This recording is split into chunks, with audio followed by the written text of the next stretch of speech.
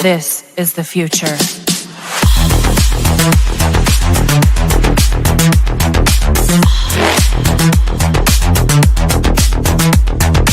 Evolution.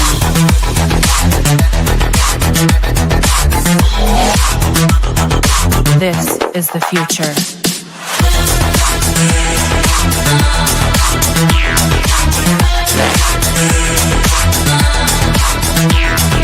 Evolution.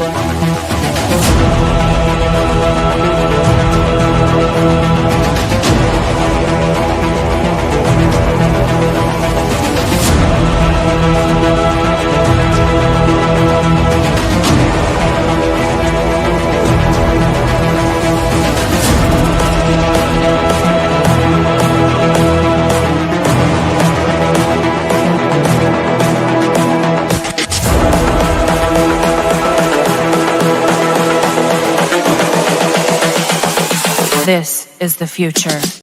Hey guys, how's it going? Matt from Foulball Productions here. Thank you so much for joining me today. I hope that you're doing well, because I'm doing phenomenally. Thank you very much. This is the 64th episode of the MFer Podcast, and I'm glad that you're here. I'm glad that you're here hanging out with me on this wacky show. Hope that you've had a wonderful weekend. Mine was pretty uneventful. Didn't do a whole lot. Did do Zax's stream on Saturday. That was a lot of fun. Got wild. We hung out, caught up with good old Ruben Christopher Haynes, and that was interesting. It's a lot of fun. I got a buddy, Mike. You guys know of Mike, and he was watching, and he watched the whole thing. And when it was all over, he called me and had to get into it and needed to just flesh out the concepts and stuff like that. And he was texting me while we were streaming. Oh, check out Ruben's Twitter and check out her Twitter and just he just got all caught up in the saga. And it was super funny because it's I don't really have anyone in my real personal life that's not directly associated with streaming that knows anything about any of this crazy drama that goes on these intertubes. But yeah, it was a good time. It was a very good time. Other than that, I'm all caught up on Severance. Man, they had a big one this weekend. I might watch it again.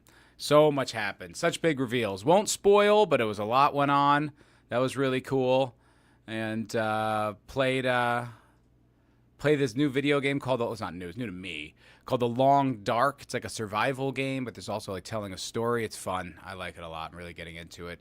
And then other than that, there was just just a lot of news.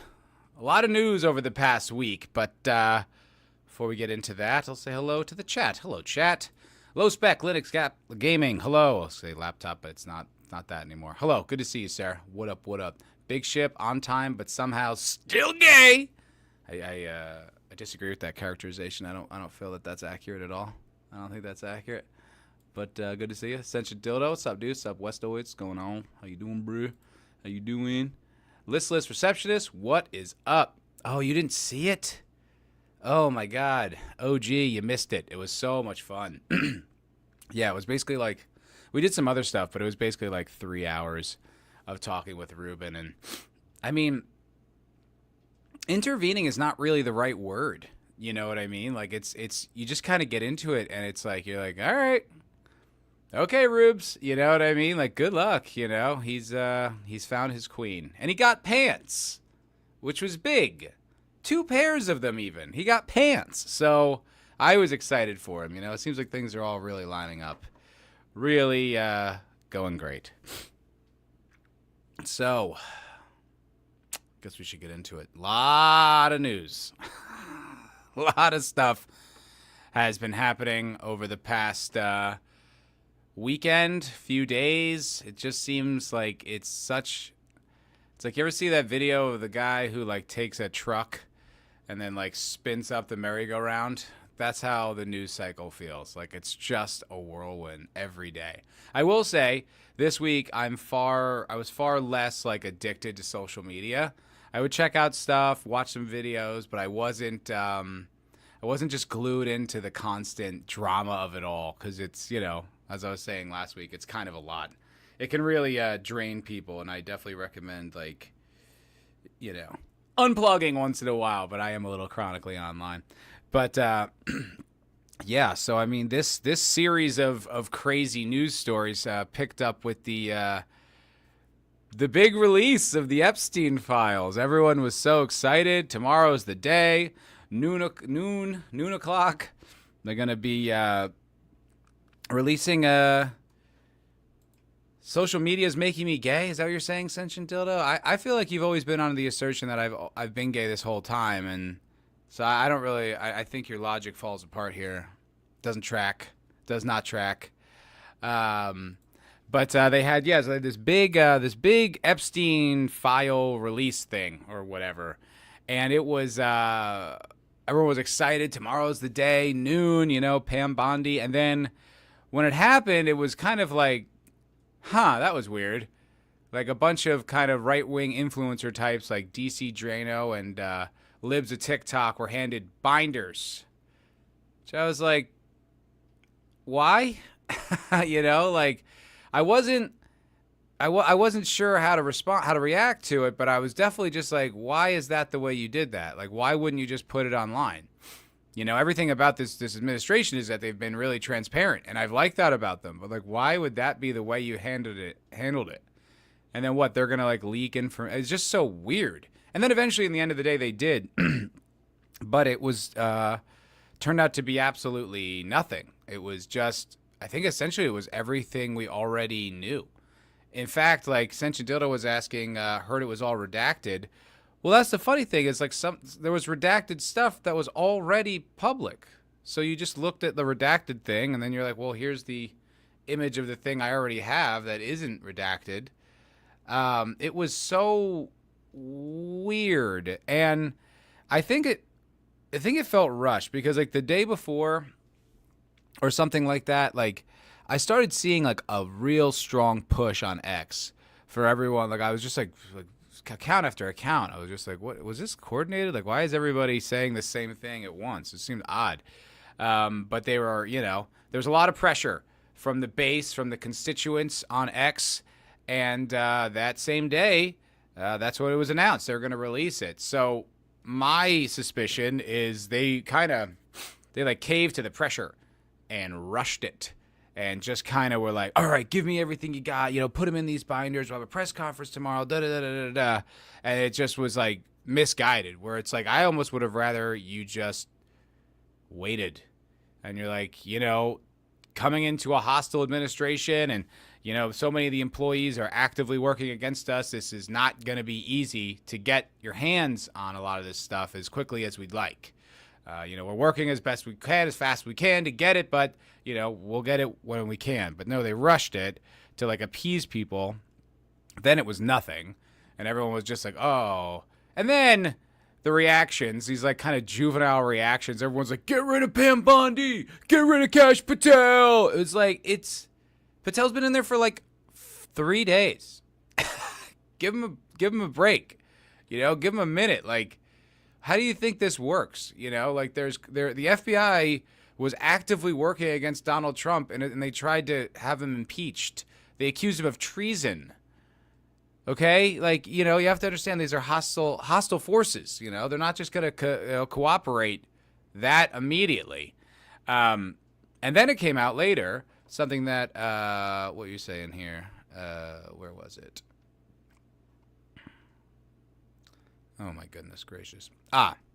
Listless saying that corrupt field office doesn't have those docs anymore. We'll never know. So what ended up happening was that the field office in New York City, I guess, withheld a lot of information, and someone leaked that. Like someone ratted on them that they were holding back information and shredding documents and all this stuff, that they were running interference on the whole operation, which is just that's nice and lovely to hear, very suspicious. But then it just came out just now, just before I went on.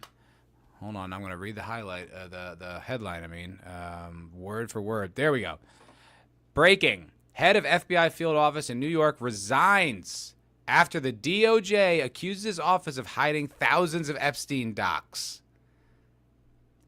So a lot of times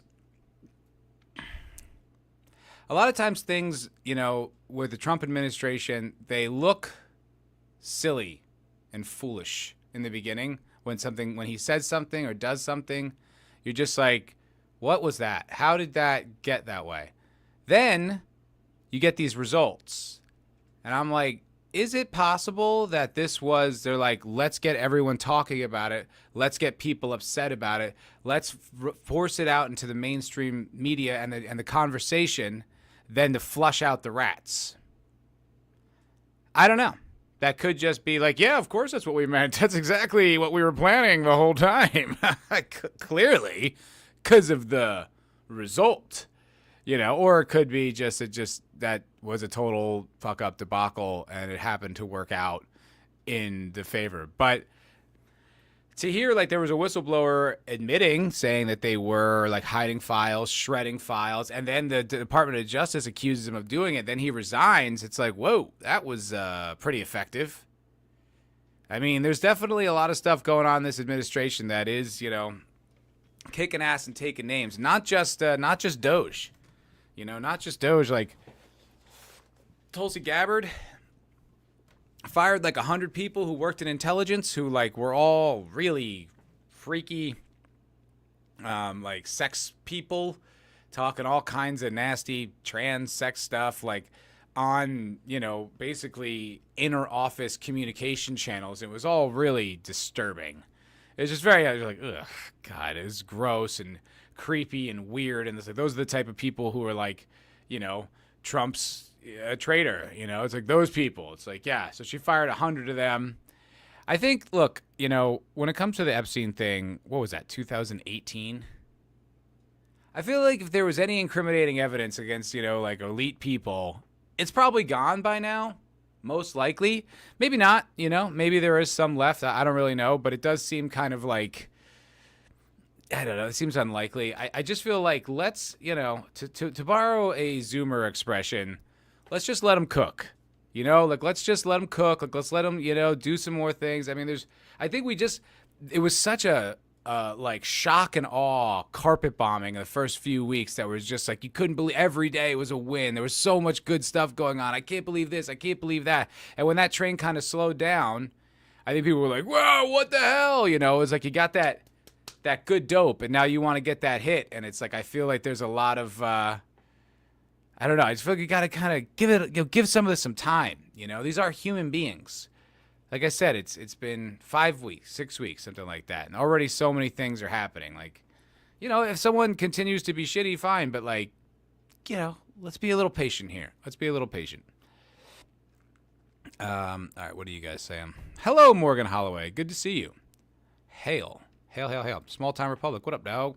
Hello. If Trump really wanted the client list release, it would have happened in 2019. Yeah, because he was in office when it happened. I don't really know about that. A lot of people have all these kind of speculations and stuff like that. I think it's kind of, I don't know. It could be a lot of different things. I don't really know. It could be, there is that thing where it's if you have compromising material on people, it's better that they're not in jail so that you can manipulate them. So I don't know if that's the thinking. I don't know if that's what's going on here. I really don't know. I do think it's pretty insane, and I don't know. I want to say that the people in office are doing their best and have their best intentions, but with something like this, I don't know. It's kind of hard. You do want some like perfect transparency. Morgan Holloway, that Epstein file phase 1 was basically a nothing burger. Yeah. And then it just completely vanished from the narrative the next day when the whole Zelensky thing happened. So, yeah, it was crazy. It was like all anyone was talking about, and then no one was talking about it. Listless. I saw something about the live-action Inspector Gadget, the adventures of an adult man and an underage girl and a talking dog. I don't get it. You say, wait, is this a joke? I don't know. I'm not sure. You saw something. Is this related to the Epstein? I don't get it. I'm not sure what you're talking about. Cedric Dildo. Not sure if the base is aware, but there's a tiny bit of pretty important geopolitics happening right now. Yeah, no, that's what I mean. Like everyone's talking about that right now. Like that's what just totally swallowed up the Epstein story. Just vanished. Went away. Completely disappeared. Absolutely not part of the conversation at all. It was pretty, it was kind of wild. I was like, wow, that's all you guys were talking about yesterday, and now it's all you're talking about is this Zelensky thing. Pretty wild. Listless. And that was not Pam B or Cash's fault. They didn't know. I don't think so either. I would kind of, but I think they rushed it. You know, they probably should have taken their time, is what I think they should have done. You know what I mean? They shouldn't have been like so, they shouldn't have just bent so fast. But like I said, maybe it was a little 4D chess move. Maybe it's like, all right, let's just flush this out there. Maybe that's why they gave it to the influencers. So the influencers would go make a big stink. Then it would shine a light on the field office in New York, and then got the guy fired, I guess, or he resigned. Could be that. Could be that. What's up, Alessandro? What's up, brother? Having a glass of Muscadet. Listen to my guy. Saluto, Americano. Saluto. What's up, brother? Good to see you. Cotton Ministries, fuck them all. If they don't release it, just proves they're in on it. I don't give a fuck. I'm not a Trump worshiper. Well, I am, okay? I have a shrine right over there with a MAGA hat and an iPhone that's always got Twitter on it and a gold bar.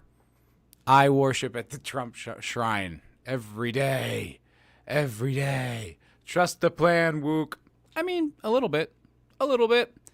It is a weird one, but like I said, I mean, it's been in the hands of people who are so corrupted and so anti-America and the globo homo thing. I just can't imagine that I can't imagine there's anything left. Like, I don't know. Maybe you're just, I don't know why you'd even hold on to it. But anyway. What do we want? We don't know. When do we want it? Right now. Yeah, that's exactly right. That's exactly right. Morgan Holloway, I don't think they're all involved, but there's too many powerful individuals involved scrambling to cover their asses. Yeah. Yeah, that's probably a lot to do with it. And plus, like I said, like, this is compromising information that, you know, the deep state can use to bend people to its will. I don't think they necessarily want to give it up. You know? And also, a lot of people would have drawn the connection that Ghislaine Maxwell is, her father was Mossad. You know what I mean? And so, very likely for a foreign country's interest, which, you know, all the things I will say I like about Trump, the one thing I haven't seen him really be very strong on is this old Bibi Netanyahu over there. Kind of been doing a lot of what he wants. And, you know, a lot of people have been noticing that, pointing it out. So, you know, therethat's that connection too, which is suspicious. I mean, it's not conspiracy theory to say Ghislaine Maxwell's father was Mossad. He is, or was. I mean, that's just a fact. Yes, New York FBI chief stepped down. Yeah, I saw that. Yeah, I know the show Inspector Gadget. It's a cartoon. But were you making a joke, or were you saying that there was something in those files that was related to Inspector Gadget? I didn't get what that was. Matt bought back into the system, hook, line, and sinker. He'll be volunteering to bring democracy to Iran in no time. How do those two things connect? That I'm just like, maybe, you know what I mean? I'm just trying to speculate. Look, he's been right about a lot of things. Many, many things. Lots of things. No one's been more right about anything than me. So, I don't know. I'm just observing here. You know, I'm just connecting dots, stringing things together. I don't know. Do you really come here for my friggin' geopolitical piercing insight? I hope not. Hope you go to more reputable places than me. Exactly, Morgan. All hail God Emperor Trump. That's right. Cotton Industries. Why would we hold on to it? Maybe our entire country is run by these sick fooks. Just a thought. Well, yeah. I mean, I think that is very likely. Yeah, I think that's a big. Yes, I think that's likely. But I don't know. There's a schism. There's a big schism. There's still the deep state, and I don't think the Trump administration, MAGA people, are part of that. I don't know. I don't really know. I was making a joke about the substance of Inspector Gadget. Okay, that's what I thought, but I genuinely wasn't sure. I was like, was there really something about Inspector Gadget in the Epstein files? I don't know. It's not MAGA anymore. Now the hats are Keep America Great. Let's go. Yes, man, I'm here to hear your solution for the Congo situation. Yeah, I've got so many thoughts on that. So many. Actually, none. I just kind of learned it's happening. That's about all I know, is that it's happening. I don't have any other information on it other than that. I don't know. Low spec. This was so funny. I'm just disappointed he hasn't renamed the Milky Way to the American Way yet. Yeah. It's coming around the corner. The Gulf of America. Brilliant. Okay, so then the next day, like I said, Zelensky comes to the White House. I guess I'm not sure what his goal was. I would have assumed his goal was to try to get more money from the United States of America to keep his war going. That was my understanding. But he kind of went in there and just sort of insulted both Trump and JD to their face in the White House while asking for money. And also having already received hundreds of billions of dollars of money from the United States. It was a very strange diplomacy tactic, very strange business tactic. It was really weird, and Trump and JD were not having it, which I appreciated. You know, there were certain things that were said. I was just kind of like, all right, but, you know, Zelensky was being extremely disrespectful. He was being very rude, you know, to the president and the vice president, trying to basically tell them what's going on. Because I think, like, in a way, he sort of believes all the hype a bit about, like, all the kind of lockstep uniparty, you know, EU, like, where they're just like, this Trump idiot, right? And it's like, yeah, you know, you can privately think that. You could even publicly post it, but you can't go into his country, ask him for money, and treat him like he's the idiot. Because he is the one holding the cards. He is the one with the power to be able to help this war and facilitate it and give you things. And you can't have that smug, you know, that it's like a bunch of like nerds, you know, all talking about like the big bad bully, and we're like, yeah, this idiot, right? And then you go off and you're just like, yeah, this bully's an idiot, and then you're just there by yourself and he just pummels you, and you're like, wait, I thought we all thought he was an idiot. It's like, yeah, we did, but there's nothing we could do about it. Like, I kind of think I'm so sick of this, but I do think it was a little bit of fuck around and find out. That's kind of what it felt like to me. And it didn't work. And I think Trump's talking about cutting off aid to Ukraine right now. And then, you know, he goes, and everyone in the EU, of course, just falls in line. They're like, oh, fucking boots on the ground. You know, Keir Starmer's like, boots on the ground. We're going to go to war now. You know, like, we stand with Zelensky, blah, blah, blah, blah, blah. And it's just like, you know, most of you don't even have a military. Like, what exactly are you going to do? You know, like, what are you going to do? Just tell me. It's like, if Trump decides we leave NATO, fucking good luck. You know what I mean? Like, good luck. What was it, Luxembourg? Like, I think Carl Benjamin pointed out that Luxembourg's like, we'll support, you know, military action. It's like, okay, what are you going to send over like like one of those trucks in the Middle East with like 15 guys in it and be like, all right, we're here to fight the war. You know, like, you guys don't have militaries. Certainly not on the scale that, like, we have or that you'd need to be involved in this conflict. This is wild. I watched Michael, of all people, Michael actually sent me good information. I watched this video. See, I'll pull it up. I'm not going to watch it because it's a really long speech, but it was by Jeffrey Sachs, and he did it. I don't know where this was, but it was in Europe, and it was like, there's like EU flags flying or whatever, and he did this whole address basically talking about the entire situation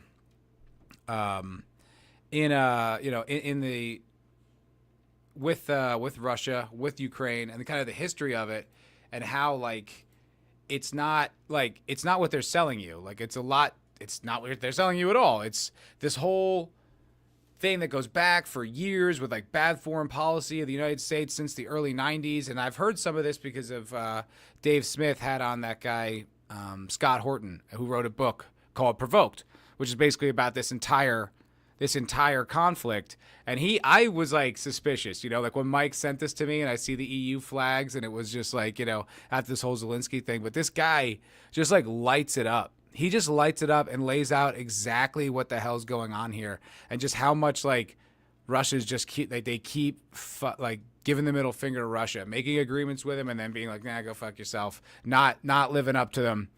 And it was really, really fascinating. It was a great speech. I definitely recommend you guys check it out. We'll listen to like just a little bit. We're towards the end here. Realist at heart.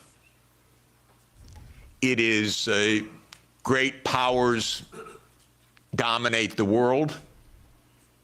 It is we will do what we want when we can. We will be better than a senescent Biden, and we'll cut our losses where we have to. There are several war zones in the world, the Middle East being another. We don't know what will happen with that. Again, if Europe had a proper policy, you could stop that war. I'll explain how. But war with China is also a possibility. All right. Well, I was just picked that randomly. I probably should have scrubbed that a little bit, gotten to a part that would have been more interesting. But I definitely do recommend it. It's the Jeffrey Sachs, and it's like, it makes it sound, it's like roaring Ukraine speech. It makes it sound like he's like pro-Ukraine, but he's like, he's not. Like, not even anti-Ukraine. Like, he's pro the country, but he's like talks about how pointless the war was and how like it genuinely did not need to happen. Pretty good stuff. It's like, I think that's like the thing about this whole conflict is how much, I mean, it's like every conflict, right? But just how much nonsense is like flowing around there, how much unprovoked and just, like all this stuff. And it's like Russia has been pretty consistent on not wanting NATO expansion, and they just keep expanding NATO. And then like, they're like, all right, now we're going to bring in Ukraine. It's like, you're going to start a world war. He has nukes. Like, what are we doing? This is just going to be endless now? It's like Europe's so concerned about their protection. It's like, all right, stop poking the bear. You know what I mean? You guys are so concerned about your safety. Stop poking the friggin' bear. I don't know. But then again, I'm not all that well versed on this stuff. But I did smell a rat. I did think there was absolute nonsense. What are you guys saying here? Like a bunch of globalist fucktard bankers from the EU will win this. Yeah, exactly right. Yeah, I saw Carl Benjamin tweet something too, and it's just like, oh, Europe's ready to fight, and it's just like, and he goes, none of the women who run these European countries are gonna fight. So it's like, I don't want to hear it. Like, it bugs me. It's like, yeah, hell yeah. Such a deal. Somehow my retarded government got in front of all this. We've been arming since Trump's first term. Well, hey, I mean, and you can defend yourself if you need it. Hopefully we don't, though. I would like peace. I think peace. Let's give peace a chance, y'all. Let's give peace a chance. Okay, that was the point. Leave the EU to deal with the war while U.S. focuses on China. I'm loving it. Gonna enjoy watching the EU bureaucrat fucktards fuck everything up. Yeah, well, they cannot stop stepping on their dicks. No, they cannot. Listless says, hey, now, Canada was able to promise now defunct F-16 flight simulators and some junky trucks. Well, okay, excuse me, my mistake. Maybe some Mounties, maybe some hockey players, you know what I mean? It is cold. They could skate up there. Fucking, high stick them. No rules there. You can high stick, you can hook, you can do anything you want. Yeah, it is. I do think it's so funny. All these European countries talking tough and all these kind of like, I feel like Canada is kind of like a European country, even though it's like North America. They feel like they still have that like kind of like, kind of energy. But none of them have any capability of defending themselves or doing like backing up anything they're saying. It's like, shut up, stop talking. Stop talking. All of a sudden, Viktor Orban seems like a sensible individual. Don't know who that is, but I bet that was a great point. They went after his ass hard in the EU when he said the peace deal words. Yeah, I know. I don't get it. Like, I don't know what it's like. So you guys just want the war to continue? I don't know. It's a bunch of happy horse shit. It's a bunch of happy horse shit. But you know what's not happy horse shit, guys? Okay, so I actually have a sponsor for this show, if you can believe it. I'm partnered with a supplement known as Magic Mind. If you guys never heard of it, I'd heard about it. I didn't really know much about it. I'd certainly never had it. But they reached out to me and they're like, "Hey, listen, we like your podcast." I think they're lying about that, but I think that they're a good company. But they're like, we'd like to be a partner with you. We'll send you this sample, try it for free, see if you like it. If you do, we can go from there. And I was like, okay. I mean, it was completely no investment on my end, so I was like, all right. So they sent me a sample, and it's this Magic Mind. It's like these little, they call them mental performance shots. They're like this little green shot with like matcha tea and like a bunch, like 200 or some odd ingredients and stuff like that. Let me see. I actually have the information here somewhere.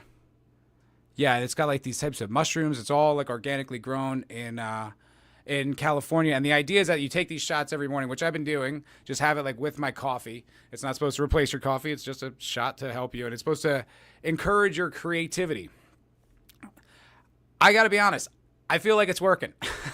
I feel like it's working. I've been taking them every morning, and I was watching The Expanse like a few weeks ago, and I was just watching it, and man, I swear, all these ideas for videos just started hitting me like a wave, just like one after the other, and I just got so excited to like make videos. I've been editing one like all weekend, and I'm just like, it got me like, it hit me, and all of a sudden I feel like more creative. So it's like, in my personal experience, I feel like it works. So if you guys want to try it out, it's a really easy thing. There's a link in the description.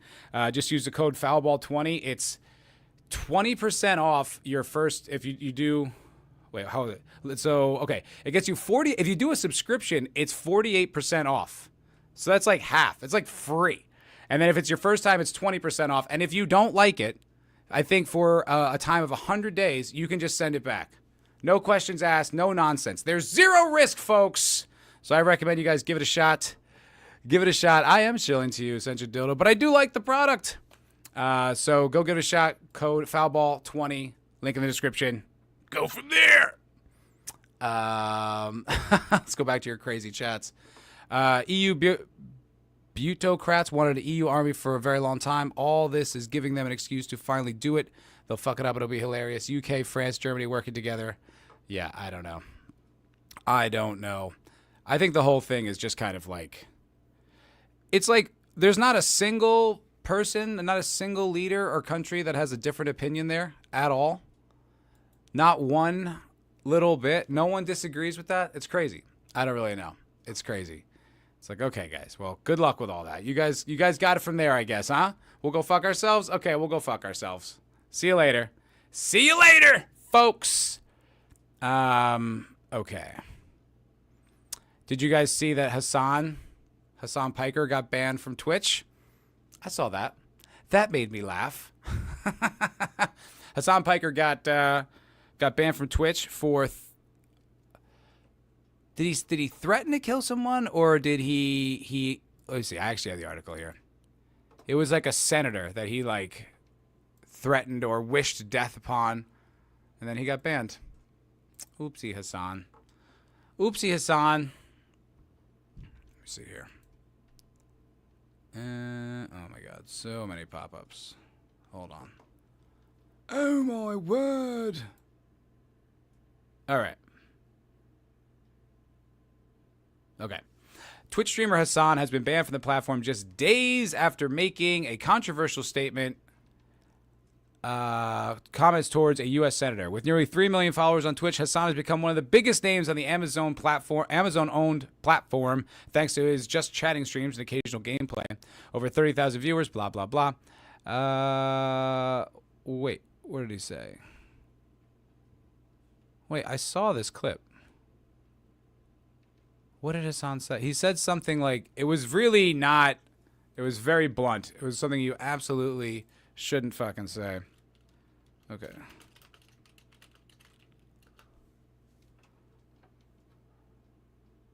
Oh, yeah, okay. So he was urging his viewers to kill Rick Scott, Senator Rick Scott. And then he got banned. Which is pretty funny because it's like, you know, not that I'm for cancel culture, but I don't think you should be calling threats for sitting U.S. politicians. I don't really think that that's really all that great for you. But then it's like Twitch, so it's like he's been banned before. So is this like a permanent thing? Is it a temporary thing? Are we going to see Hassan Piker go to Rumble? Is he going to go to right wing Rumble? He's gonna, now he's gonna have like an anti-cancel culture podcast. He's gonna have Jordan Peterson on. The Tate brothers, are gonna collaborate with with Hassan Piker. Oh my god, fun stuff.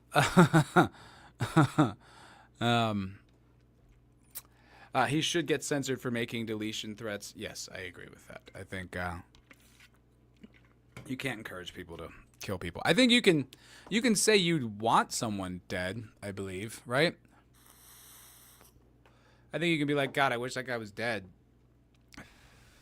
But I think if you're encouraging anyone to do it, or if you're saying you want to do it, or something like that, like I'm gonna do it, I feel like that's where the line gets drawn.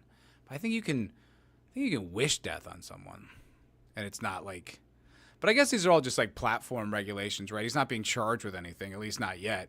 He's just running his mouth, just talking shit.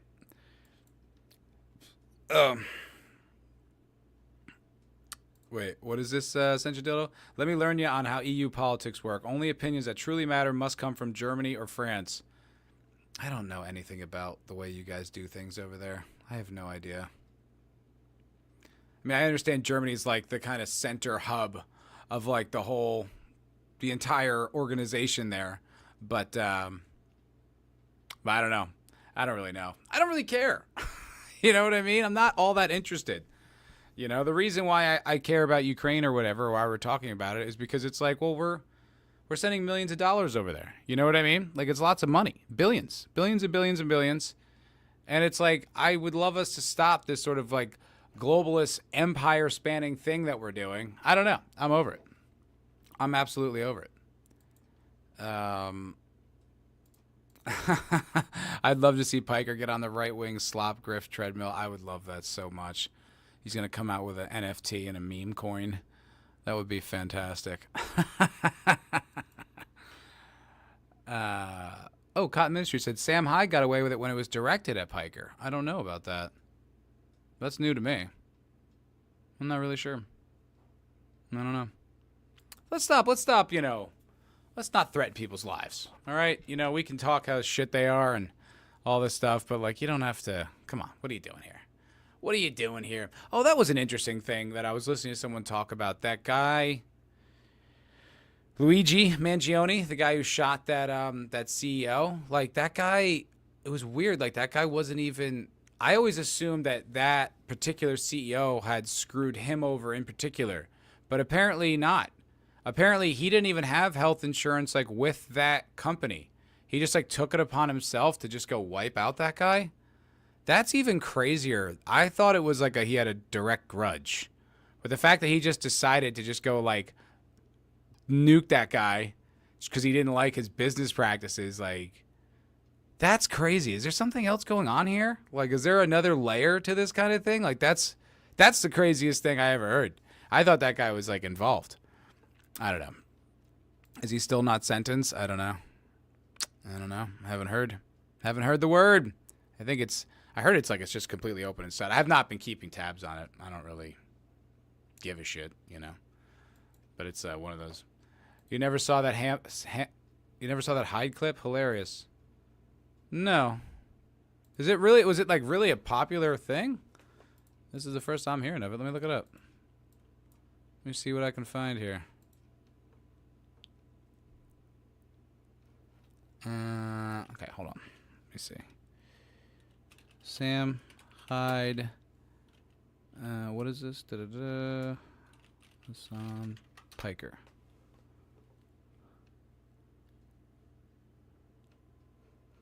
Oh, is he like wrestling or something like that? Okay, hold on. I swear I don't know this. Call out in the heavyweight division. Oh, you know it, lad.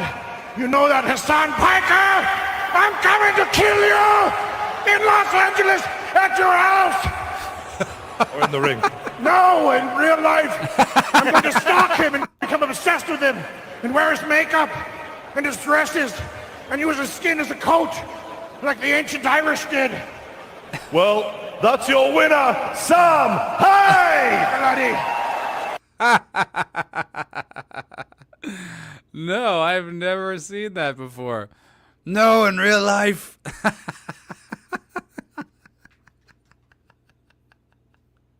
The guy's trying to save him in the ring, right? Like, no, in real life. Did he get in trouble for that at all? What's up, Ruben? Good to see you, buddy. Hello, sir. Were there any repercussions for that whatsoever? That is so damn funny. That's hilarious. I'd never heard that before. What was he doing? Was that a wrestling match or was that like an MMA fight? Like what was that? I have no idea. No, in real life. I don't know. This is the first I've heard of this. Sam Hyde's one of those guys that like I've always kind of been aware of, but I didn't really I don't really like it's always like I knew him as a figure, right? Like there was that meme of him that would always go around, like when he would, whenever some shooter would happen, it's like we've got pictures of the shooter. It was kind of like it was like but that's about it. I'm just like reading. I didn't know about this. This is all very interesting. Yeah, misidentification hoax. So he was boxing. I didn't know any of this. He just won a fight. Huh. I swear I did not know that. Oh, it was one of those YouTube boxing fight thing. He's been in the UK. Oh, yeah. Who was that guy? KSI? That's how this whole thing started, right? That's how all the Jake Paul stuff started. And the Logan Paul stuff. It was all from, like, those fights, right? These kind of, like, YouTube boxing fights. Oh, my God. So much internet lore. So much internet. But did he ever get in trouble? Did anything ever come of it? Like, did he ever have to, like, apologize? Or were there any kind of legal actions? No, in real life. Is Hyde a good boxer? Is Sam Hyde a good boxer? Does he have, like... He won, I guess. He won a fight. Is he any good? This is all new to me. This is all very surprising to me. Don't know how I didn't know about this.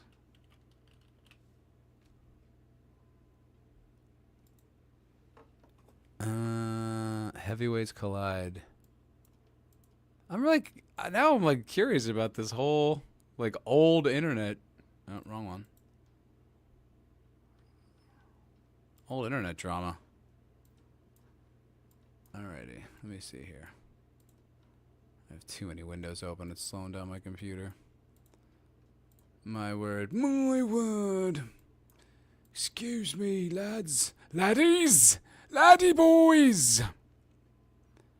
A little bit of a WWE feel to it. Sam Hyde has become his own character, but according to those in the know, he can really crack. 37 years old, 6'5", weighed in at 261 pounds. He'll have a 5-inch reach advantage over I.M. Thompson, who's much quieter, but That's a big fella. Us to the point of really not being able to even hold their hands up soon. It's getting pretty tired in there. Well, there it is again, another swing and a miss, but then he connected there. Nice! Good right hand! finally! And there's the left as well. Oh, he won this fight? How does it end? Another big one. That's he a bad staggered one. him. That is a bad one. Oh, and he's on. Is Hyde like? Has he been a boxer for a long time, or did he just start training for this fight? Like, did he have a history of like martial arts or anything like that? This is so wild. Wobbly legs now, Thompson. Hyde. It's over. There it So is. he just called it. Okay. Yeah, it's so funny. Like whenever you like have those fights, you're like, oh, wouldn't it be so cool? Like Luis J. Gomez had a fight like in the octagon, did like an MMA fight, and it's like you realize like how elite like actual combat athletes are, because it's like they're gassed. Like most people are gassed by the first round, you know, and then the rest of it is just like hanging on for dear life because it's so exhausting. It's you can't even understand how exhausting it is until you try it. And I've never had like a real fight like that. I mean, I've had like sparring and like jujitsu rolling and stuff like that, and it's like I've never worked that hard in my entire life at anything, you know. And I used to, you know, I played football for a little while. You know, I used to play soccer when I was a kid, and like all you do is run. All you do is, you know, drills and stuff like that. But like when I was boxing and doing jiu-jitsu, oh my God, man. It's like you're gassed on a level like you've never felt before. Like you don't even feel like you can continue to move. So it's kind of funny to see the celebrity boxing. It's like, that's why, you know, it's like douchey as the Paul brothers fights are. You know, you got to give them credit for being athletes, man. You know, I don't believe any of them being real, but just being able to do it. Just being able to stand there and do it is like honestly impressive. Honestly impressive. Ascension Dildo, no, he's not a real fighter. He trained a bit, then continued to train more. Okay. I mean, it's like you can't just go from a guy into like an amateur boxer, you know, in 6 months or something like that. You know, you need years and years. And even then. Oh, that's so funny. Should have seen Piker's reaction. Bro sharded himself. A fucking neo-Nazi is coming after me. That's hilarious. That is so funny. Matt's been watching The Mighty Boosh. I love The Mighty Boosh. Oh, when I was doing my Tony Harrison. One of my favorite shows ever. This, my friends, is an outrage. I love that show so much. I haven't seen it in a while. I was thinking about doing a rewatch. It does rule. Maybe I make some content out of it. I don't really know. Just that it's... Isn't this show funny, guys? This show is a funny, fun time. You should watch this funny show. I do love it, though. OG, he's not Irish, was a character he played for that event. He's American through and through. He is indeed.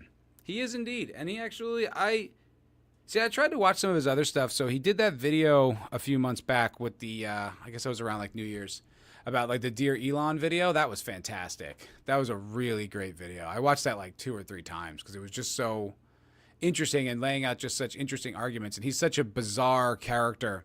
And it was really funny. And I liked it a lot. It was also just really interesting. But then I tried to watch some of his other stuff, and he's just like he just has like he's just a weird way of communicating. He's a strange guy. But I really liked his kind of pro-America stance, like the way he articulated that and like what he stood for. You can see his principles. I was like, no, this guy's kind of the man. And then he did the Dear Vivek one, which was just, that was more like kind of more of a shit post than the other one, which was like a genuine appeal. The Dear Vivek was, well, he plays a weird character. Yeah. I think he plays a weird character, is a weird character. I think he's just a strange bird, that guy. Just a strange bird. Big day. Big day at midnight tonight. I think the tariffs go into effect. OG, are you guys, do you have your fallout shelter ready? Are you prepared for what's most likely to be the end of the world when the 25% tariffs go into effect in Canada and Mexico? That's a big deal. I kind of didn't think he was going to go through with them at all. I thought kind of once, kitties. Once they came to the table with the border security stuff, I thought he was going to back off. Oh no, I was incorrect. I was wrong. Okay. President Trump said Monday that Canada and Mexico will have no room left for talks to avoid a new 25% tariff, with the duty set to begin at midnight alongside a new 20% tariff on Chinese goods. And kind of burying the lead here a little bit. I mean, the Mexico and Canada thing is a big deal. I feel like it's going to affect my mezcal and tequila prices, which I'm not thrilled about. I do love my agave spirits. So that, that stinks. But 20% on Chinese goods, that's a lot of goods. We import a lot more of goods from China than we do from Mexico and Canada. I bet if you combine Mexico and Canada, that combination would still be probably 10 times more imports from China. On the tariffs, is there any room left for Canada and Mexico to make a big deal before tonight? A journalist asked Trump at the White House. No room left for Mexico or Canada, Trump replied. No, the tariffs, they're all set. They go into effect tomorrow. That's wild. Like, as I understand it, like, Canada was freaking the fuck out about these. Like, Canada was not happy. Like, the economy was, like, going nuts, and, like, all the politicians were freaking out. And, like, everybody was, like, really genuinely not thrilled about this. For all their kind of tough talk and postulating, I think that they're in trouble. I don't know.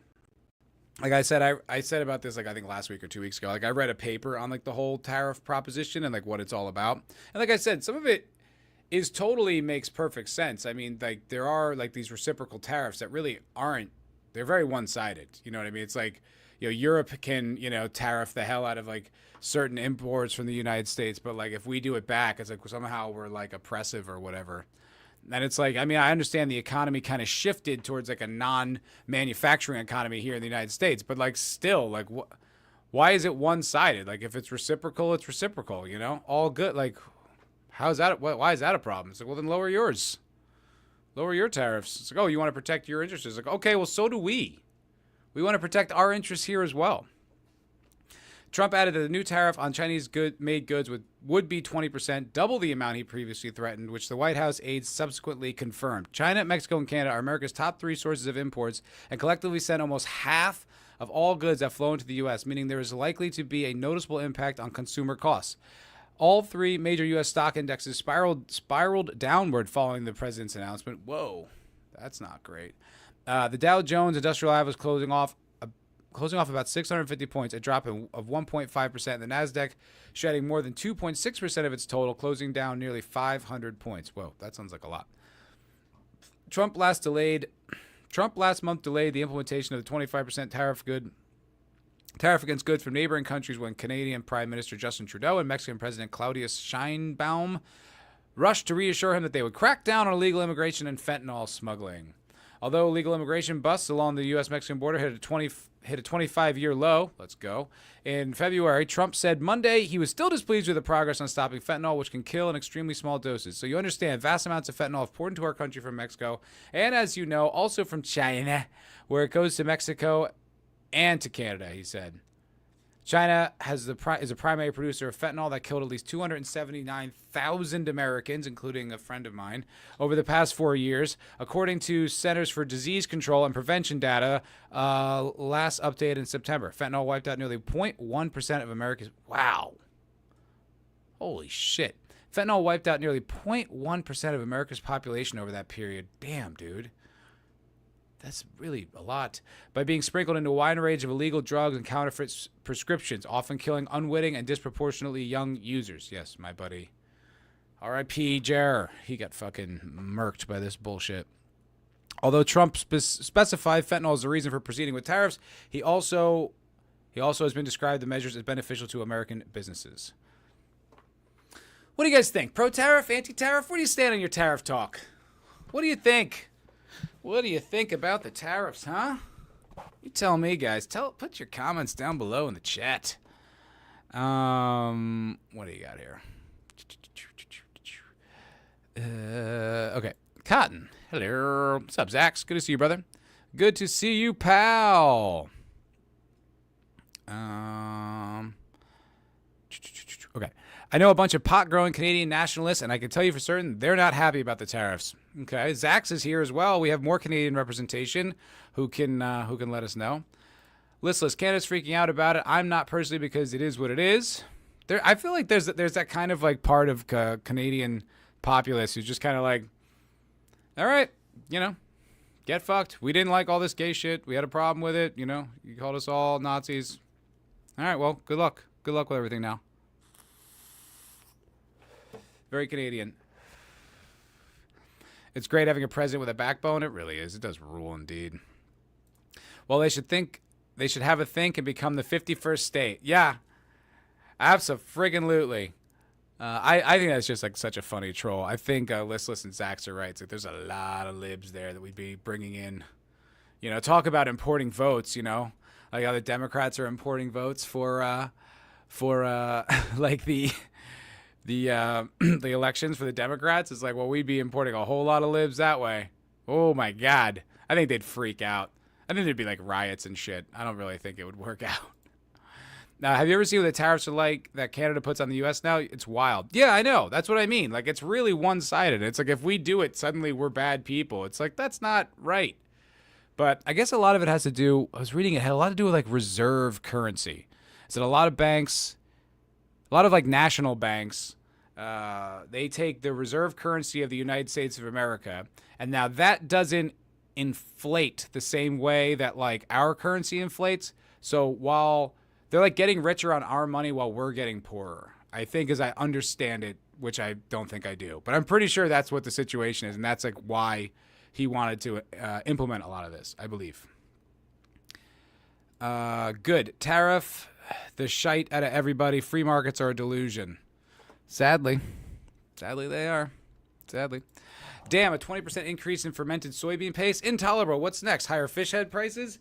I mean, we do import a lot of goods from China, brother. A whole lot. So many. We're going to see. We're going to see how it goes. I don't know. I mean, like, I don't understand all this stuff. I don't have, like, a complex understanding of economics. But, like, don't the sellers have as much to lose as the buyers, right? Like, if buying goes down, aren't they screwed? So don't they have to, like, play along? I don't know. I feel like there's more to it than just like, prices are going up. That's all there is. It's not a good look for us. They found another fence super lab last week in British Columbia. Whoa. Didn't know that. Hadn't heard that. That's no good. That's no good. Then makes Mexico 52nd and balance it all out. Jesus Christ. Just take over all of North America? I'm good on that, actually. I'm okay on taking over all of North America, Zax. Most people don't understand tariffs, including me. I do know the U.S. government released a report saying that 0.02% of fentanyl comes through Canada, so probably not about fentanyl for us. Well, I think that was only part of it. I think the whole fentanyl thing was just like a part of the entire... It wasn't just purely about... It wasn't just purely about fentanyl and immigration. A lot of it really is just sort of long-term economic growth. And I think a lot of, Trump's ideas, like he wants to enrich the wealth of Americans. And by doing so, he'll like basically tax other countries for their trade instead of like taxing individual Americans for their income. I mean, that's what he says anyway. We'll see. Absorb both and call it America Prime. Hell yeah. Let's go! Mega America. I'm with it. Be tough to get down from 0.02%, but it's nice to have goals. Zax, if you don't shoot for the, or you shoot for the moon, you land amongst the stars, or whatever that is. Yeah.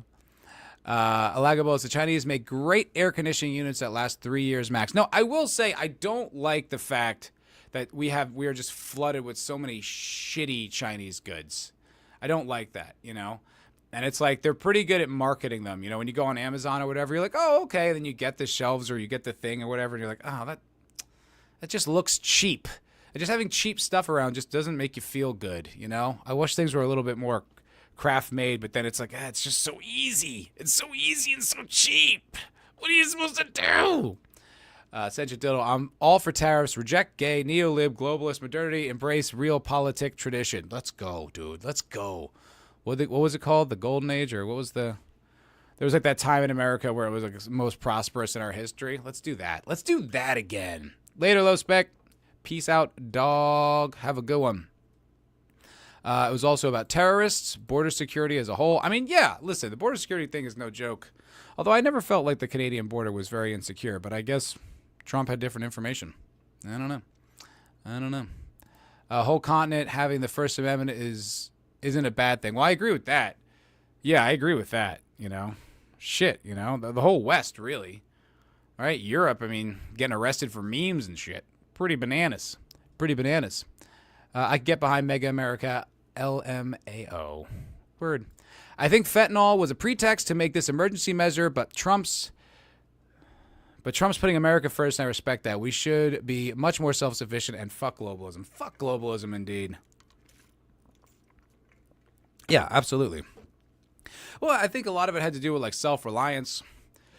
You know, like America, like not having steel production anymore, not having like a timber industry and all these things. It's just kind of like you're relying on these neighbors. It's like, well, I hope that things, stay good with them, or I hope that country doesn't have a huge, collapse, and then we have a collapse, and it's just like we're all so dependent on each other. It's like, I don't know, I'd like to be a little bit more self-sufficient, so if something serious does go down, we're not just going to fall apart as a country.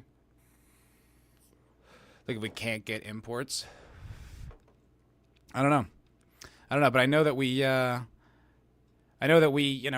we import a lot of goods, a whole lot. I mean, I used to live in the East Coast in New Jersey, and you could just see these endless yards of just shipping containers, just empty shipping containers that they're too cheap. It's too expensive to send them back. So we just have this surplus. Canadian border is very insecure. Again, gay PM with globalist policies. Yeah, I mean, it certainly sounds like it. It certainly sounds like it. What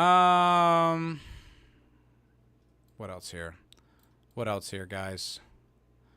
Just a reminder, though, this episode is brought to you by Magic Mind. I have a sponsor. I'm a big, serious podcaster now, guys. I have sponsors. So go get yours. 20% off. Magic Mind. In the description, unlock your mental potential. Okay? Do it. You'll be smarter. You'll be more creative. You'll be a more interesting person. I bet your chats will even improve in quality. There's no end to where to how this mental performance shot can help you out. So if you are a fan of this show, which I think you are, you know what I mean? Use the code down below. I think you could do it. I think you guys can. I think you're going to love it. I do. I've been using it every single day, and I think it's pretty fun. Foulball 20 at checkout. You know what I mean? That's how you do it. That's how you do it, folks. That's how you get your mind magic. Go do it. Alrighty. What's the next one here? Oh, yeah. So, back to the tariff thing. This is so interesting to me. So I talked about it last week, and it was the Apple investment that came into the country. Where are we? So Apple said they're going to do a $500 billion investment in the country. They're going to basically build new factories. And essentially, it's what Trump predicted or was hoping was going to be the outcome for this whole thing, right? It was that if we put this pressure on these other countries,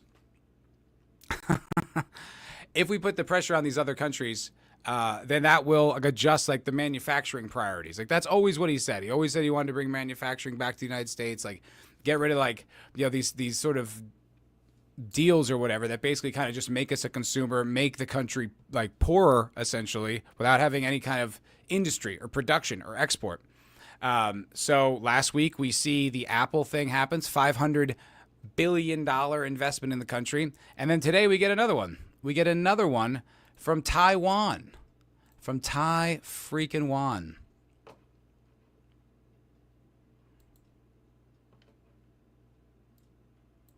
I think it was Taiwan. Today, Taiwan Semiconductor is announcing that they will be investing at least $100 billion in new capital in the United States over the next short period of time to build state-of-the-art semiconductor manufacturing facilities. I think mostly it's going to be in Arizona, which is what I understand, which is a great state. I like it because I won it. But I won most of them, actually. But I did, we won it big. The most powerful AI chips in the world will be made right here in America. Today, Taiwan Semiconductor is announced. Boom. Gets results, man. This is what I mean. It's when you hear Trump talk about some of this stuff, you're just kind of what the hell is this guy on about? What is this whole concept with tariffs and stuff like that? I would completely use them as a sponsor. I am a proud user of that product. I would absolutely do that. You reach out, Blue Chew.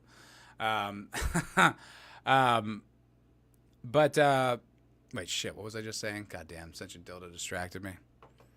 Oh, yeah, okay, right. So when he's talking about these tariffs and stuff like that, I'm I don't know what he's on about, right? I'm okay, he seems very confident about it. Then you learn that in his previous administration, he implemented these tariffs into China, right? That the Biden administration kept. It's like, oh, well, I thought the tariffs were like the worst thing that he could do. Apparently not. Apparently it's actually not such a bad thing at all.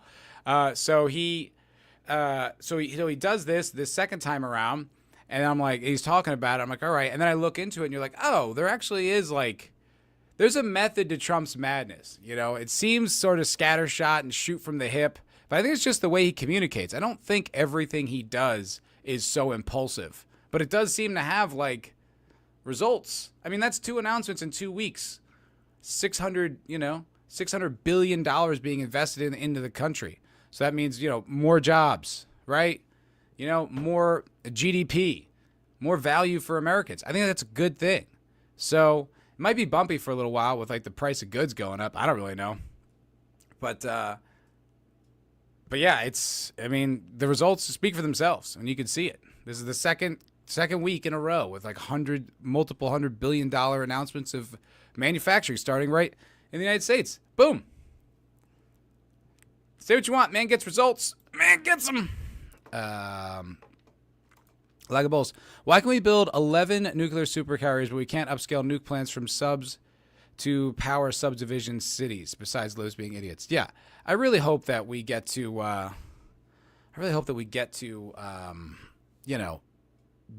leaning into some more nuclear. I hope that the world does that.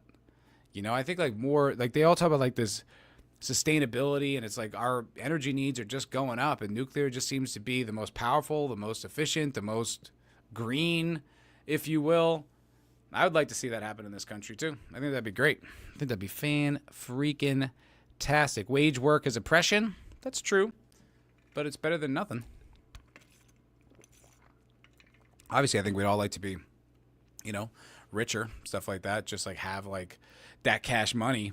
But, if you can get like a good job that like earns, no, it's better than the service industry. I'll tell you that much, Jobs are good. What up, Janet Banana? Hail. Good to see you. Good to see you. All of our industry and production moved to Mexico and China after NAFTA. Now we sell our raw materials south and buy back the finished product. It's retarded. That is retarded. Yeah, Canada does some wacky stuff, dude. Canada's absolutely wacky stuff. It's like what that pipeline thing or whatever y'all have, but it's like you don't have it going across Canada, so it like comes into America and then back up onto like the west side of Canada. It's like, what? It's so crazy, man. It's just like, man, like it's how people, it's like these things just happen, and then like you just sort of like, oh, this is how it goes. It's just like, well, what if something happens? Like what if there's a problem? What if there's some kind of trade war between the two countries? Now it's like you're in trouble. I don't know. So crazy. I think everyone, such a product of this time is like everyone was born into like relative like comfort and like wealth, so to speak, and so you just don't really, I don't think a lot of people just don't really respect the fact that much of this, had to be built. It didn't just show up here, it was like a lot of infrastructure, and it's like there's lots of places where like, this doesn't necessarily have to happen like that. It could go away. It doesn't have to stay. I don't know. It kind of blows my mind. Listless. Also, are people now going to go work at a factory assembly line? I feel like that's a valid question, or maybe it would be automated. Well, I mean, someone's got to be there, right? Some of this has got to be jobs. I can't imagine it's all just like you just press a button and the factory goes on, Gonna have to have like some people working there, technicians, specialists, that type of stuff. I don't know, but I imagine it's bringing jobs, and I don't know how it couldn't. I don't know. Ascension Dildo. Germans are now saying they're bringing their nuclear plants back online. Fucking retards in their Green Deals. Oh my God, they're so stupid. Didn't they shut down all their nuclear power plants and then like went back to being reliant on coal? It's like, what? I just don't get it. Like, It's like that whole thing with like Ukraine. It's like there's not one detractor amongst you. You all just think this, someone says it. We all agree. And I guess when you don't have free speech, it's kind of hard to resist this horse shit. This horse shit. Listless receptionist. That is correct. We don't have a pipeline to export our own oil just to the U.S. Lol, because we're retarded. Crazy, bro. I feel like what's so interesting about nowadays, especially like today, like right now in history, I don't think I would have ever known that, right? Like, I don't think I would have ever had access to that information or been aware of it, you know? But now there's just such a crazy conversation that's going on online, and how much information we actually get, and how much harder it is to like lie to people and mislead them, and the open conversation that just exists where details, stuff like that, like you're like, oh, this government's stupid. Like, I don't need it to filter through the media. I don't need, you know, Fox News or CNN to tell, like, I can just look at that information and be like, that's dumb, you know, and then like, and kind of just assess the whole situation. I feel like this is the first time in history where we've had like such access to information in that way that, that like, it's literally, we just know things now. We have like an open door to information. It's so interesting. I don't know. I find it fascinating. Whoa. Hold on here. DDD. Okay. NAFTA had potential. At least we could have kept manufacturing in North America. Well, Trump's bringing it back, brother. Bringing it back. We'll see how it goes. I don't know. California and Germany have much in common. Yes. Oh, did you live in California, Jetta Banana? Yeah, same. I left. Where'd you move to? I moved to Texas. Where did you move to? NAFTA did what it was supposed to do. Made the donor class more wealthy. California is beautiful. It's just run by midwit demons. Have you ever been there, Sentient Dildo? It is beautiful. It's an absolutely gorgeous state. I mean, that coastline is crazy. Everywhere you look is a postcard. It's so beautiful. Oh, born and raised in Long Beach, in Atlanta area now. Oh, okay. Yeah, I guess if you're like from there, it's definitely a lot more sentimental. You got a lot more heart connected to it.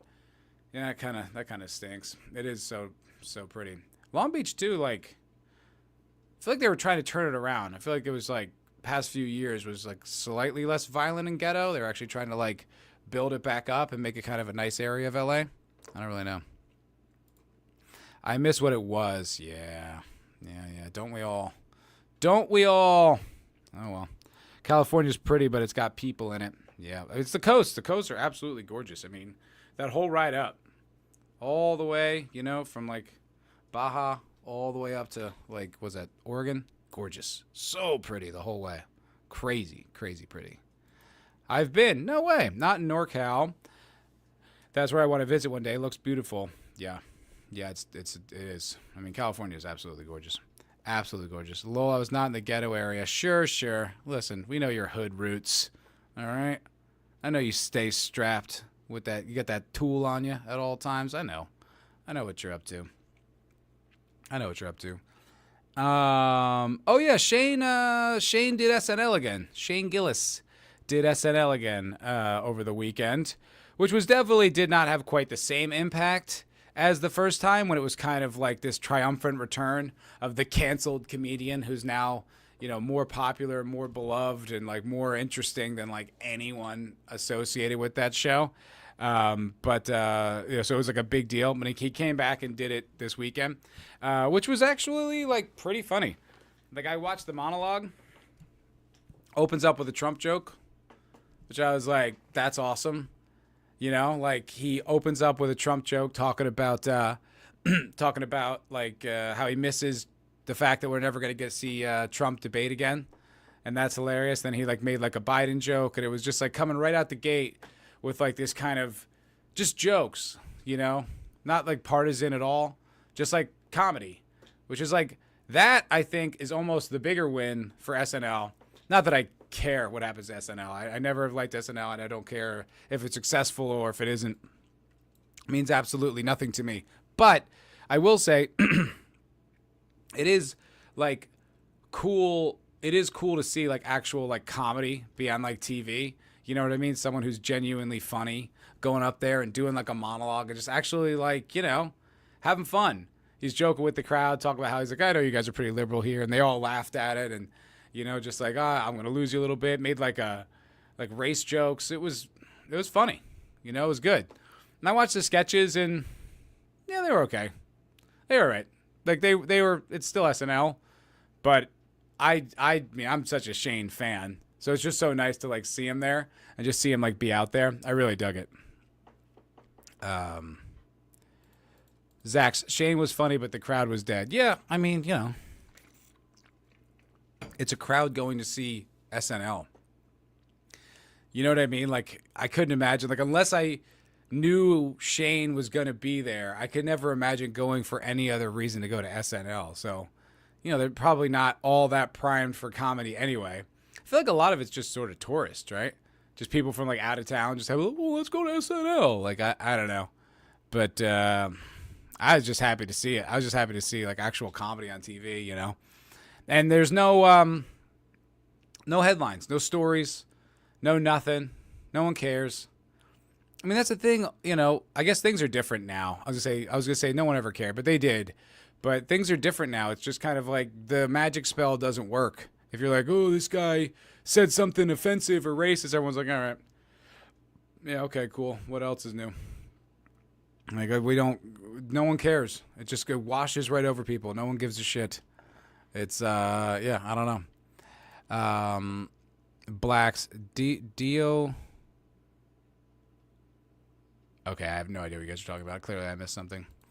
Haven't watched SNL since the mid '90s when it was completely different. Yeah, I mean, I never watched any of that stuff. The '90s, like when I watched it, because they would play reruns on Comedy Central when I was a kid. I used to watch all those, but then like I don't know, I never even in the 2000s, like when it supposedly was good. I never found any of those people funny. Like, they just, every punchline was like, it's silly. I'm being a wackadoo. I'm being so weird. Isn't that funny? It's like, not really. No. No, it isn't. Shane is always funny. Indeed, he is. Shane is the man. Jedi Banana. Oh, 90% has got to be tourists, right? That's what I would think. You know? I feel like they're probably not the most primed comedy fans. I mean, I respect Shane for doing it. Like, when he did it the first time, he said it was like, I heard him talking about it on a podcast later. He says, like, a lot of work. And he was, like, happy he didn't get the job. So I was like, why'd you go back? I guess it's just good. It's good press, man, because now the guy sells out arenas. I mean, I saw Shane in San Antonio at the Frost Bank Arena where the San Antonio Spurs play. So I guess that kind of profile gets you, you know, some big gigs. And I'll tell you this, too. He was really good in the arena. I generally, I don't really want to watch an arena comic. You know, it's too broad. It's too playing to the back of the room. But it was awesome. I was like, oh, this is like Shane's medium. Shane's actually great in this arena. Like, this is like suits him, which is crazy.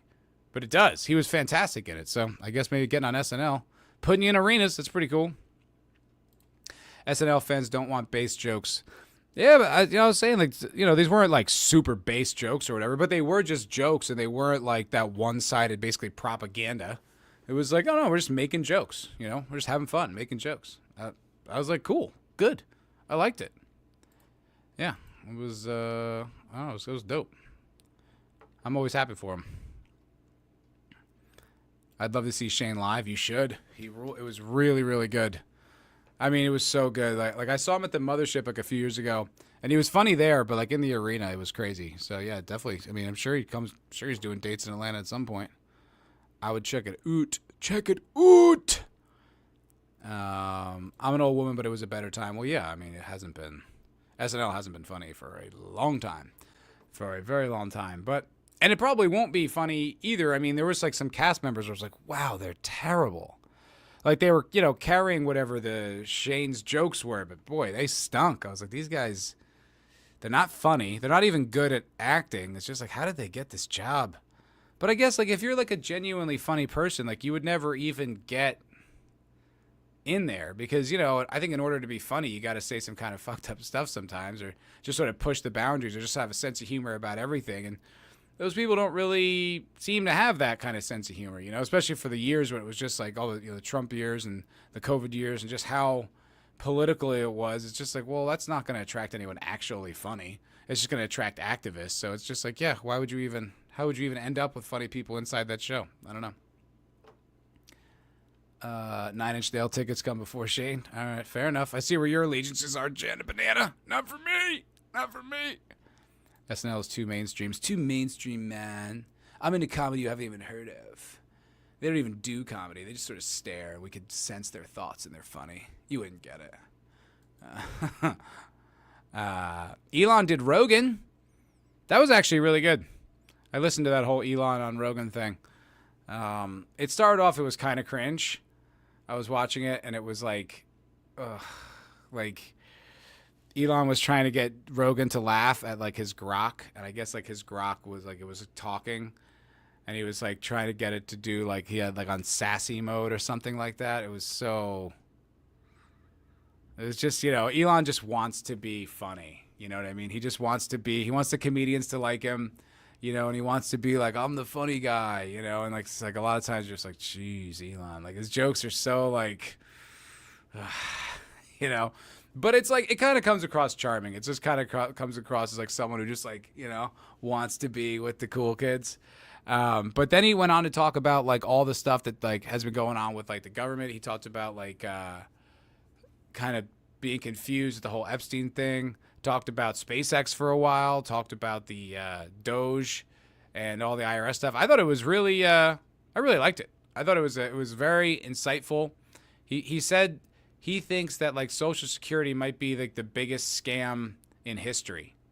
He was making some pretty bold claims about like what the actual functionary of like the government was. It was really worth a listen if you're interested in that stuff. If you're interested in like what he's doing with Doge and what like his view on like all the like the federal government and all that stuff is. Like I know we get a lot of it on X, but I really liked it. I thought it was a hell of an episode to like just sort of like hear it for like long form, you know. I wonder, I mean, I think this is going to be the standard, right? I think this is what we can expect in the future is like, you know, I mean, we've had like, think about the people who are in that cabinet, right? Like you've got, you know, obviously Trump, JD, Tulsi, Elon, right? Those four, like they've all sat down for multiple hours and hours long podcasts. And like, it's got to be kind of hard to fake your personality for that long of a time, you know, especially with like different hosts when it's not really like curated by your people. So, and it's like they end up becoming like really endearing. Like I've been a fan of Tulsi for years. Like I always thought Tulsi was sharp as hell, and she's very consistent and has like good values and just, you know, even when she was a Democrat, I thought she was fantastic. But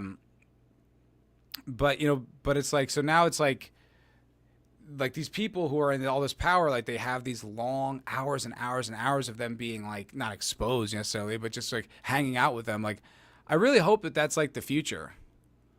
You know, I really hope that that's like how politics is done now, because I think it's so fascinating and it's so insightful. And if like, you know, people with like integrity are in office, you know, it could be a great opportunity to really just get inside their heads and understand like what's genuinely going on in the world.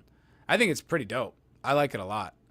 And it's like when I saw Elon on Trump, like or Elon on Rogan, I was just like, oh, okay. And then I thought about it and I was like, oh, wait, no, I mean, like this isn't just like old Elon where he's like talking about whatever. It's like this is the guy who's like in the guts of the machine right now. Like, let's hear what he's got to say. You know, he's definitely, I'm sure he's got some stuff to talk about. And like Rogan's going to ask him, and he did. And it was really good. It took a little while to get going. Like I said, it took a while for it to get going. There was like the kind of, you know, farting around a little bit, making jokes, but I really dug it. I really liked it. Janet Banana, federal workers care about the people. Fired NOAA employee. I laughed out loud. Yeah, I mean, you know, it's all like, I mean, when you fire a federal employee, it's like a net gain, right? It's like we don't have to spend money on that person, you know, and it's like we get more money. Like the country just gets a little bit richer. Like it's like, no, I'm sorry, I don't care. And this whole like, you know, Elon basically accusing the entire thing of just being like one big bureaucracy that controls like everything. I'm like, yeah, I agree. Zax, I hope Tulsi never gets a pixie cut. You like that rogue hair streak that she's got? I like it too. I think it looks pretty hot. But that's such a, was that on the table? Has that ever come up where she wants to get like a smart haircut? I don't know. Why shouldn't you audit the government, especially when it's grown too large? Yeah. Who, like, I never understood, like, who's on the other side of that? I never got that. It never made any sense to me. Central Diddle, Lagables. I've been to concerts there, film festivals too. What are we talking about? Also, I know secret entrance into. Okay, I don't know what you guys are. Whoa, wait. Whoa, you guys are having a spicy conversation. Social Security is a pyramid scheme as long as we keep printing money. Yeah. Well, that's what the other thing he was saying about the debt was that, you know, down the line, where it's like we have all this national debt now, but we also have all these other obligations to Social Security that are not really factored in. So it's like we think it's 34 trillion, but it's actually maybe double that. It's just like, this is so insane. Like, there's a real strong argument to be made that if this administration didn't get into this country now, like, it really could have been the end of the country. We could have destroyed the country. If we just kept doing what we're doing, printing money and not allowing dissent and just, you know, funding all these foreign wars and stuff like that, we could have absolutely destroyed the country. If Kamala Harris got in, oh my God. Oh my word. My favorite part today was all the activists at the NOAA today. Yeah. Sassy mode sounds gay. It is. Central Diddle, I'd pluck my eyes out. I mean, imagine me now. Before I watched 3 hours of Elon talking about anything. I don't know. I thought it was really interesting. I liked it a lot. I thought I was fascinated by it. But yeah, it's your choice. Every 5 years, Lorne Michaels needs to fire the entire SNL cast like he did in '85. Yeah, I mean, I think they just need to end that institution.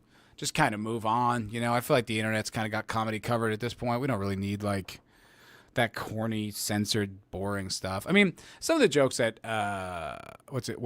Shane was making were pretty edgy. They were funny.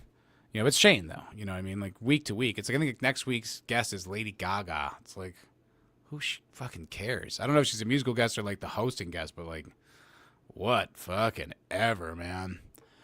That don't mean shit. She dyes that streak in her hair? You think so? If it were natural, her whole head would be gray by now? I don't think that's how that works. People have streaks in their hair. Is that? I don't know. Maybe you're right. Could be. I don't know. I never really thought about it. Tulsi should get a side shave. That's hilarious. That's so funny. Whew. All right, guys. I am going to be wrapping it up. Of course she does it. Oh, I don't know. I guess I just never really considered it. I don't know. I'm going to wrap it up because I still have a bunch of stuff to do before I go to bed, and I have not been sleeping well, you know, it stinks. But lastly, before I go, by the way, thanks for hanging out. You guys are fucking fantastic. But be a friend to this show's sponsor. They're sponsoring my show. Isn't that amazing? I think that's great. I think it's really fantastic, and I think you guys might find the product fantastic as well. I would check it out for you. If you guys are interested, like I said, promo code down below, Foulball20. 20% off or 50% off, which is free for your mental performance shot. I use it. You could use it too. You could unlock all your creative potential. It's up to you guys. But if you guys are a fan of the show, show a little love to a sponsor. I've never had a sponsor before. It's a big deal. I feel like a big serious podcaster with a big old platform. But you guys are. You guys have been great. Thank you guys so much. I don't think I'm doing a member stream this week. I have a big, I got a bunch of other, what's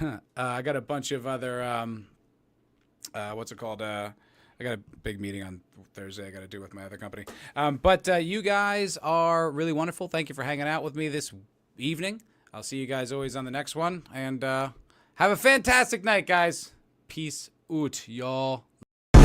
How's that for a slice of fried gold? Yeah, boy!